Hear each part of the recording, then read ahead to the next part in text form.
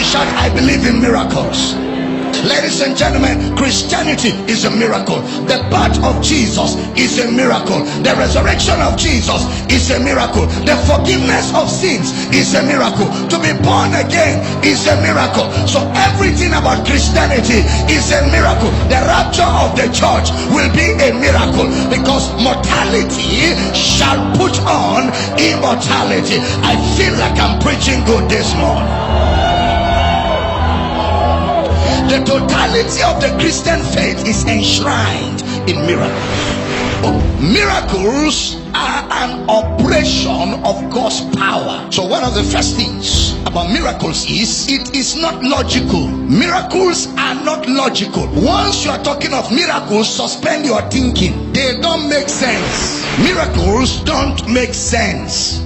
Once it lacks logical explanation, it's a miracle. Brother R.W. Schambach said, a wonder is something that makes you to wonder.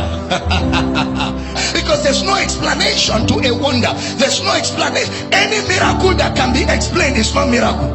It must dumbfound your senses. It must render your senses stupid. It must stupefy your senses such that when they say, how did your eyes open? He said, one thing I know.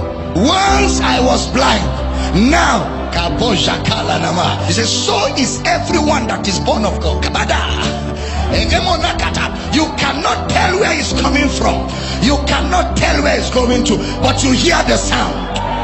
A believer is a sign and a wonder. I am my children that God has given to me. We are for signs and wonders. I thought somebody would shout, I'm a wonder to my world.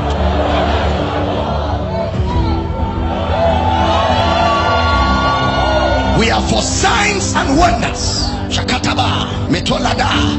The born again man is not a normal man. I declare over you today, you cease to live an ordinary life. A miracle is that which happens that is not logically explained. It is not logically explained, which means that when it is the miraculous, I am not logical. I am not trying to calculate or analyze what I am thinking. I am saying the power of God is working right now. I'm not thinking, because at that time my thinking is not required, because a miracle is not a mind thing, it's a spirit thing. So it means that a miracle suspends the natural process. A miracle will always suspend the natural process. Is that instantaneous, spontaneous suspension of the natural course of things. Limbs that were weak, that could not carry your body. So because they could not carry your body, a depreciation has happened to the limbs. Then the power of God moves into those limbs, suspends the weakness, restores the nerves, the tissues, the tendons, the muscles, and the limbs to strength. And then all of a sudden, a man that could not stand up stands up, and he's able to stand. What happened? A miracle, an intervention of the super over the natural, and is available to you now. Your eyes that were diminishing, that you could hardly see, the power of God moves in there. And hey, the power is not coming from heaven.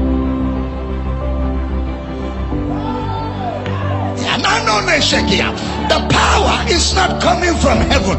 The power is already inside you. We just took off that power by speaking.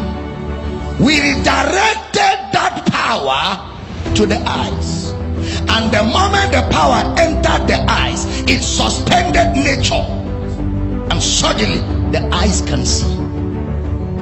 Somebody is supposed to be fired in his office, and we redirect God's power to that office, and the power of God moves into that office and shakes the organization. The power enters the office and shakes that organization, and in the midst of shaking, things shifted. Then suddenly the office realizes they cannot sack you, because after these sudden shakings that have happened, your office, your position here has become too relevant. we cannot send you away. That's a miracle. The supernatural, when the power of God moves, which is already inside you. Am I talking to somebody here? The moment the power of God moves on the situation, it suspends nature and it does a perfect job. No operation, no money required, no cutting of the body, no endangering the life, nothing. It just happens instant and spontaneous. God is a good God. He knew that after the fall of man, the body of man will be subject to mortality. So disease and all kinds of elemental conditions will affect the body. So he made available his power. And let me tell you what the power of God does. The power of God is creative. So if an organ of your body has been damaged, when the power of God moves into operation, it can recreate that organ. Where the doctor say woman has no womb, when God's power moves into her body, it creates a womb. Suddenly she's pregnant and she has a child. What's happened? The course of nature is suspended. I believe in miracles. Oh, you know, I have seen too many miracles in my life. In my own life as Abel Damina, I have seen miracles in, not the one I prayed for people, in my own personal life. I have experienced miracles upon miracles. It is too late for anybody to tell me that the day of miracles are over. It is too late. You make up your mind whether you want to accept the condition or you want to unleash God's power to suspend nature and create a miracle. You make up your mind. The choice is yours. There are two ways you can go about it. You can go about it naturally and you can go about it supernaturally. And this is not just for body healing. This is not just for sicknesses, even for circumstances, conditions, your job, your work, your businesses, your career. Miracles are available because God's power does not have a limitation. God's power operates anywhere and everywhere. Am I talking to somebody here? All it takes is for you to believe it. And when you believe it, you say it, you receive it, you have it. God's power is restorative. And God's power is curative. Are you following? God's power is preservative. It is creative. Where a creative miracle is needed, the power of God, the same power will create. It is curative. Where a cure is needed, the same power will cure. It is restorative. Where your leg has been chopped off or your hand has been chopped off, short hands can grow, short legs can grow, missing womb can grow, underdeveloped organs in your body can develop. There's no limit to the operation of God's power. I believe in miracles. I've seen the dead raised, 2 days dead brought back to life. I've seen too many miracles in my life to ever look at a situation and say it's impossible.